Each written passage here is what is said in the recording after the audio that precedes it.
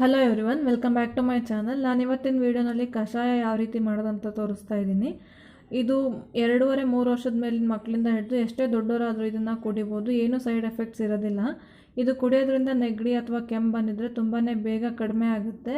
ಹಾಗೆ ಚಳಿಗಾಲ ಮತ್ತು ಮಳೆಗಾಲದ ಟೈಮಲ್ಲಿ ಇದನ್ನು ದಿನ ಮಾಡ್ಕೊಂಡು ಕುಡಿಯೋದ್ರಿಂದನೂ ಯಾವುದೇ ರೀತಿಯ ನೆಗಡಿ ಕೆಮ್ಮು ಬರದೇ ಇರೋ ಥರ ನೋಡ್ಕೋಬೋದು. ಇದು ಇಮ್ಯುನಿಟಿ ಬೂಸ್ಟರ್ ಆಗಿಯೂ ಕೆಲಸ ಮಾಡುತ್ತೆ.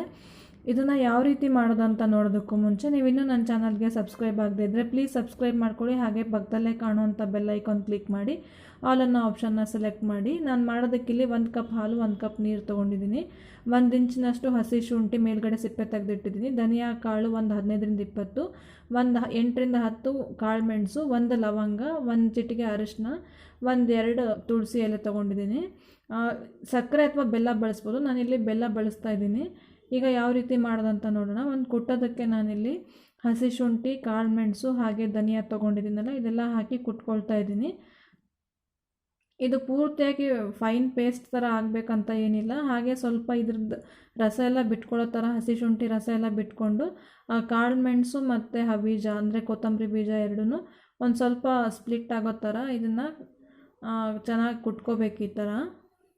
ಈಗ ನಾನು ಕುಟ್ಟಿಟ್ಟಿದ್ದೀನಿ ಇದನ್ನು. ಈಗ ನೆಕ್ಸ್ಟ್ ಮಾಡೋದು ನೋಡೋಣ. ನಾನಿಲ್ಲಿ 1 ಕಪ್ ನೀರೇನು ತೊಗೊಂಡಿದ್ನಲ್ಲ ಅದನ್ನು ಒಂದು ಪಾತ್ರೆ ಒಳಗಡೆ ಹಾಕಿ ಬಿಸಿ ಮಾಡೋದಕ್ಕೆ ಇಡ್ತಾಯಿದ್ದೀನಿ. ಪೂರ್ತಿಯಾಗಿ ಹಾಲಲ್ಲಿ ಮಾಡಿದರೆ ಚೆನ್ನಾಗಿರೋದಿಲ್ಲ. ಸೊ ಅದಕ್ಕೆ ಅರ್ಧ ಹಾಲು ಅರ್ಧ ನೀರು ಹಾಕ್ಕೊಂಡು ಮಾಡಬೇಕಾಗತ್ತೆ. ನಾನಿಲ್ಲಿ ನೀರನ್ನು ಬಿಸಿ ಮಾಡೋಕ್ಕೆ ಇಟ್ಟಿದ್ದೀನಿ. ಅದ್ರ ಒಳಗಡೆ ನಾನು ಈಗೇನು ಕುಟ್ಟಿ ಇಟ್ಟಿದ್ನಲ್ಲ ಹಸಿ ಶುಂಠಿ, ಕಾಳು ಮೆಣಸು ಮತ್ತು ಧನಿಯಾ ಕಾಳು ಅದನ್ನು ಹಾಕ್ತಾಯಿದ್ದೀನಿ. ಇದಕ್ಕೆ ಜೊತೆಗೆ ನಾನಿಲ್ಲಿ ಅರಿಶಿನ ಪುಡಿ ಹಾಗೆ ಲವಂಗ ಮತ್ತು ತುಳಸಿ ಹಾಕ್ಕೊಳ್ತಾ ಇದ್ದೀನಿ. ಲವಂಗ ಆಪ್ಷನಲ್, ಬೇಕಿದ್ದರೆ ಹಾಕ್ಕೊಳ್ಳಿ, ಬೇಡ ಅಂದರೆ ಬೇಡ. ಲವಂಗ ಹಾಕೋದ್ರಿಂದ ತುಂಬಾ ಸ್ವಲ್ಪ ಖಾರ ಬರುತ್ತೆ. ಸೊ ಅದಕ್ಕೆ ಅದನ್ನ ಕುಟ್ಟೋದೇನು ಬೇಡ, ಹಾಗೆ ಹಾಕ್ಕೊಳ್ಳಿ ಲವಂಗನ. 1/4 ಟೀ ಸ್ಪೂನಷ್ಟು ಅರಿಶಿನ ಹಾಕ್ತಾಯಿದ್ದೀನಿ.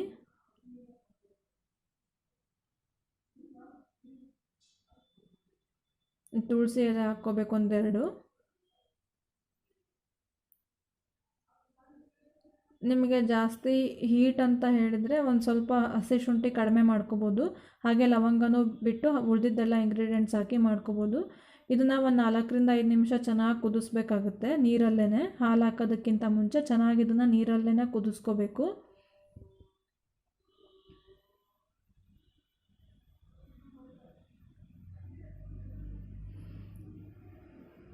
ನೀವು ಈ ಥರ ಎಲ್ಲದನ್ನು ಆವಾಗೇ ಕುಟ್ಟಿ ಹಾಕ್ಕೋಬೋದು. ಇಲ್ಲಾಂದರೆ ಕಷಾಯ ಪುಡಿ ಮೊದಲೇ ಮಾಡ್ಕೊಂಡು ಇಟ್ಕೋಬೋದು.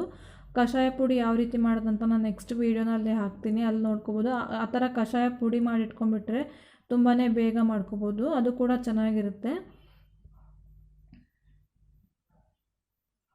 ಇದು ಚೆನ್ನಾಗಿ ಕುದಿಬೇಕು ಈ ಥರ ಇದೆಲ್ಲ ಕುದ್ದಾದ್ಮೇಲೆ ಇದಕ್ಕೆ ಬೆಲ್ಲನ ಕುಟ್ಟಿ ಪುಡಿ ಮಾಡಿ ಹಾಕ್ಕೋಬೇಕು. ಬೆಲ್ಲ ಅಥವಾ ಸಕ್ಕರೆ ಯಾವುದಾದ್ರೂ ಹಾಕ್ಕೋಬೋದು. ಬೆಲ್ಲ ಹಾಕೋದ್ರಿಂದ ಹೆಲ್ದಿಯಾಗಿರುತ್ತೆ, ಹಾಗೆ ಚೆನ್ನಾಗೂ ಇರುತ್ತೆ ಟೇಸ್ಟು.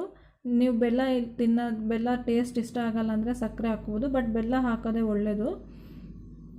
ಈಗ ಬೆಲ್ಲ ಎಲ್ಲ ಚೆನ್ನಾಗಿ ಕರಗಬೇಕು. ಬೆಲ್ಲ ಕರಗಾದ್ಮೇಲೆ ಇದಕ್ಕೆ ನಾವು ಹಾಲು ಹಾಕ್ಕೋಬೇಕಾಗತ್ತೆ. ಕಷಾಯ ಯಾವಾಗ ಪೂರ್ತಿ ಗಟ್ಟಿಯಾಗಿರೋಂಥ ಹಾಲಲ್ಲಿ ಮಾಡಿದರೆ ಅಷ್ಟೊಂದು ಎಫೆಕ್ಟಿವ್ ಆಗಿರೋದಿಲ್ಲ. ನೀರಲ್ಲೇ ಫಸ್ಟ್ ಎಲ್ಲ ಬೇರೆ ನಾವು ತೊಗೊಂಡಿರೋ ಹಸಿ ಶುಂಠಿ, ಲವಂಗ, ತುಳಸಿ ಎಲೆ ಹಾಗೆ ಕಾಳು ಮೆಣಸು ಮತ್ತು ಧನಿಯಾ ಕಾಳು ಎಲ್ಲದನ್ನು ನೀರಲ್ಲೇ ಕುದಿಸ್ಬೇಕು. ಚೆನ್ನಾಗಿ ಕುದಿಸಾದ್ಮೇಲೆ ಬೆಲ್ಲ ಹಾಕಿ ಆಮೇಲೆ ಹಾಲು ಹಾಕಬೇಕು. ಮೊದಲೇ ಹಾಲಲ್ಲಿ ಮಾಡಿದರೆ ಅಷ್ಟು ಚೆನ್ನಾಗಿರೋದಿಲ್ಲ, ಹಾಗೆ ಅಷ್ಟು ಎಫೆಕ್ಟಿವ್ ಆಗೂ ಇರೋದಿಲ್ಲ. ಈಗ ಅದೆಲ್ಲ ಪೂರ್ತಿಯಾಗಿ ಕುದ್ಮೇಲೆ ನಾನು ಇದಕ್ಕೆ ಇನ್ನೂ 1 ಕಪ್ ಹಾಲು ಹಾಕಿದ್ದೀನಿ. 1 ಕಪ್ ನೀರು ಮತ್ತು 1 ಕಪ್ ಹಾಲು ತೊಗೊಂಡಿದ್ದೀನಿ ನಾನಿಲ್ಲಿ. ಅಂದರೆ ಅರ್ಧ ಹಾಲು ಅರ್ಧ ನೀರು ಹಾಕಬೇಕಾಗುತ್ತೆ.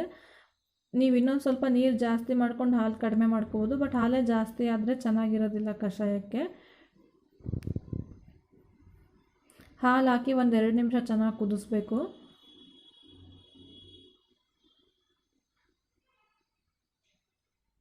ಇದು ಚಳಿಗಾಲದಲ್ಲಿ ಮಳೆಗಾಲದಲ್ಲಿ ಮಾಡ್ಕೊಂಡು ಕುಡಿಯೋದ್ರಿಂದ ತುಂಬಾ ಚೆನ್ನಾಗಿ ಅನಿಸುತ್ತೆ. ನೆಗಡಿ ಕೆಮ್ಮು ಇದ್ದರೆ ಬೇಗ ಕಡಿಮೆ ಆಗುತ್ತೆ. ಹಾಗೆ ಗಂಟ್ಲು ಕೆರೆತ ಏನಾದರೂ ಇದ್ರೂ ಸಹಿತ ಹೋಗುತ್ತೆ ಇದರಿಂದ.